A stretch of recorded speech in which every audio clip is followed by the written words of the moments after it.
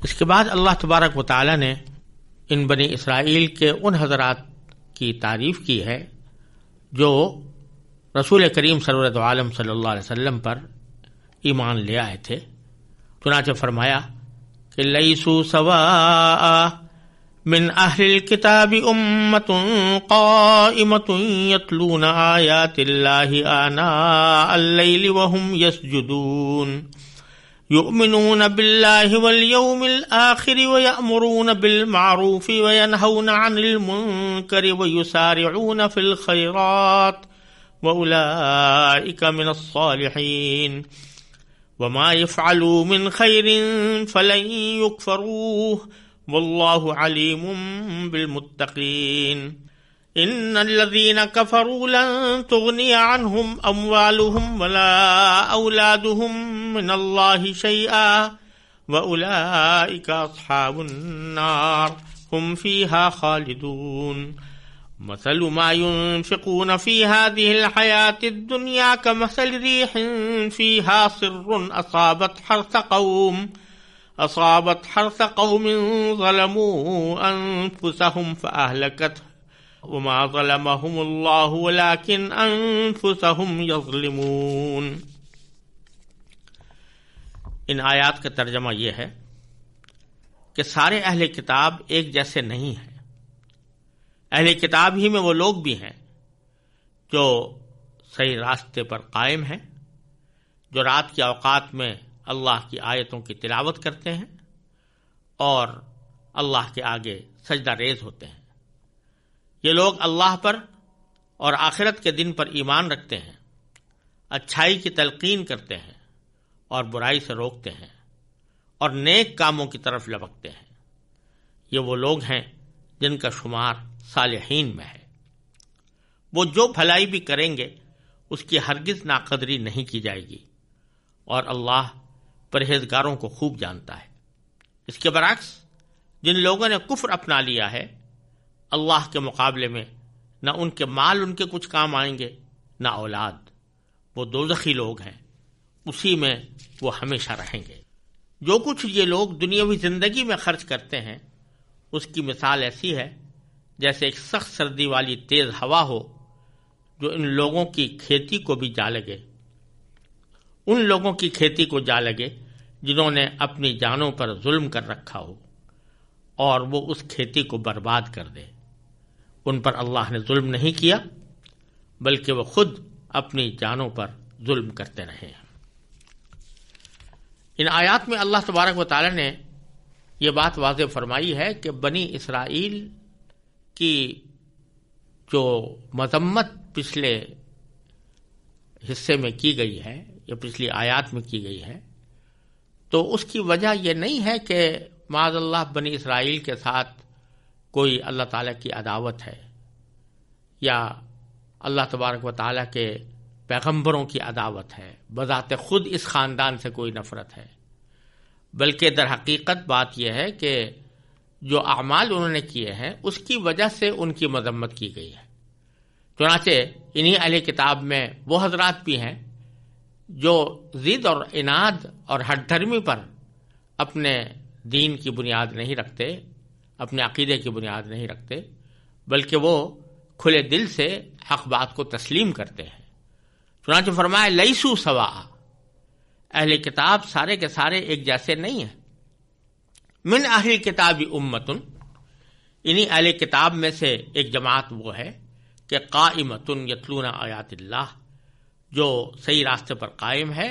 اور اللہ کی آیتیں تلاوت کرتی ہے آناء اللیل، رات کے اوقات میں، وہم یسجدون، اور اللہ کے آگے سجدہ ریز ہوتی ہے۔ اس سے مراد بنی اسرائیل کے وہ حضرات ہیں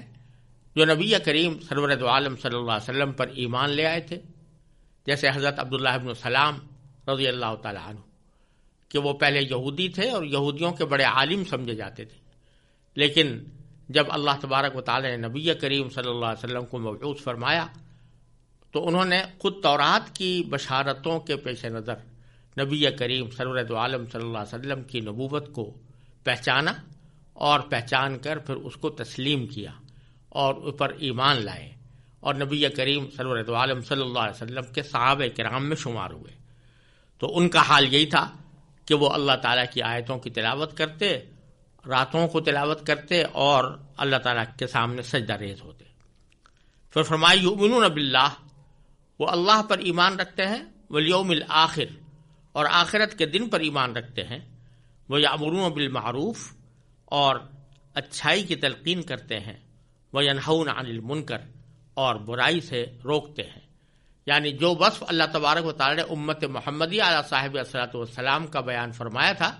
وہ ان کے اندر پوری طرح موجود ہے۔ وَيُسَارِعُونَ فِي الْخَيْرَاتِ، اور بھلائیوں کی طرف یا نیک کاموں کی طرف لپکتے ہیں، تیزی سے آگے بڑھتے ہیں۔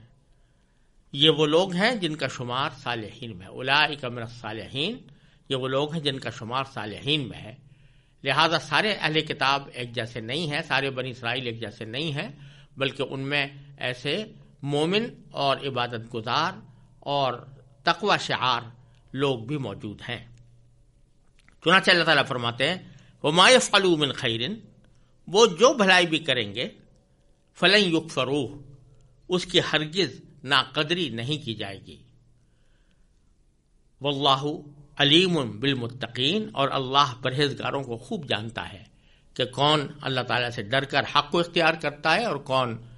اللہ تبارک و تعالیٰ کے حق کو جاننے کے باوجود ضد اور ہٹ درمی کی بنا پر اس سے اعراض کرتا ہے۔ چنانچہ فرمایا کہ ان الذین کفروا، اس کے برعکس جن لوگوں نے کفر اپنا لیا ہے، لن تغنی عنہم اموالہم ولا اولادہم من اللہ شیئا، اللہ کے مقابلے میں نہ ان کے مال ان کے کچھ کام آئیں گے نہ اولاد کام آئے گی۔ اولئک اصحاب النار، وہ دوزخی لوگ ہیں، ہم فیہا خالدون، وہ اسی میں یعنی دوزخ میں ہمیشہ رہیں گے۔ وہ لوگ اپنے مال و دولت کی وجہ سے یا اپنی اولاد کی کثرت کی وجہ سے جو یہ سمجھتے ہیں کہ ہمیں کوئی نقصان نہیں پہنچا سکتا، تو اللہ تبارک و تعالیٰ کے عذاب سے یہ چیز ان کو نہیں بچا سکتی اگر وہ راہ راست پر نہیں آتے۔ پھر اللہ تعالیٰ نے فرمایا کہ مثل ما ينفقون فی هذه الحیات الدنیا کمثل ریح، یہ مثال دی ہے اس بات کی کہ یہ اگرچہ مال و دولت رکھنے والے لوگ کبھی کبھی دنیا کے اندر اچھے کاموں میں اپنے مال کو بھی خرچ کرتے ہیں اور اس کی وجہ سے یہ سمجھتے ہیں کہ شاید آخرت میں ہماری جان بچ جائے گی، لیکن اللہ تعالیٰ فرماتے ہیں کہ آخرت میں کسی عمل کے اللہ تعالیٰ کے ہاں مقبول ہونے کی پہلی شرط یہ ہے کہ آدمی ایمان لائے۔ اگر وہ ایمان رکھتا ہے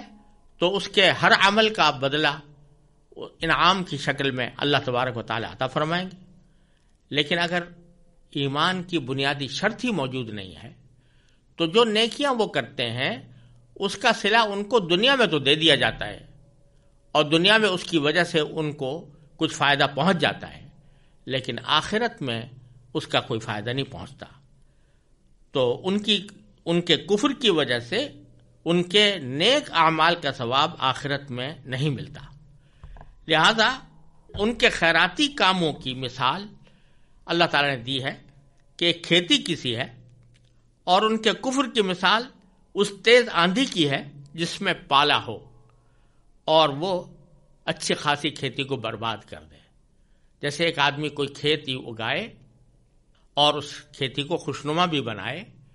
لیکن سردی کا پالا ایسا آ پڑے کہ جس کی وجہ سے پوری کھیتی برباد ہو جائے، تو باوجود اس کے کہ وہ کھیتی ٹھیک طریقے سے اگائی گئی تھی، لیکن ایک دوسری مصیبت نے اس کو آ کر تباہ کر دیا۔ اسی طرح ان کے جو نیک اعمال ہیں وہ بظاہر تو نیک ہوتے ہیں اور اچھے ہوتے ہیں، لیکن کفر کی تیز آندھی اس کو آخرت کے حساب سے تباہ کر ڈالتی ہے۔ البتہ دنیا کے اندر بے شک ان کو اللہ تعالیٰ اس کا صلہ عطا فرما دیتے ہیں۔ تو فرمایا کہ مثل ما ينفقون فی هذه الحیات الدنیا، جو کچھ یہ لوگ دنیاوی زندگی میں خرچ کرتے ہیں، کمثل، اس کی مثال ایسی ہے کمثل ریح، جیسے ایک سخت سردی والی تیز ہوا ہو، ریح فیہا سر،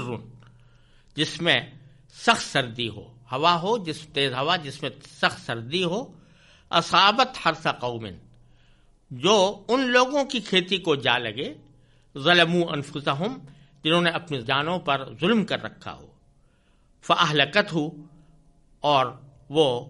تیز ہوا اس کھیتی کو برباد کر دے۔ باری تعالیٰ فرماتے ہیں وَمَا ظَلَمَهُمُ اللَّهُ، اور ان پر اللہ نے ظلم نہیں کیا، وَلَكِنْ أَنفُسَهُمْ يَظْلِمُونَ، بلکہ وہ خود اپنی جانوں پر ظلم کرتے رہے ہیں۔ یعنی انہوں نے اعمال درست نہیں کیے، اپنی زندگی کو درست نہیں بنایا، اس کی وجہ سے ان کو اس تباہی اور بربادی کا سامنا کرنا پڑے گا، ورنہ اللہ تبارک و تعالیٰ کسی بھی شخص پر کوئی ظلم نہیں کرتا۔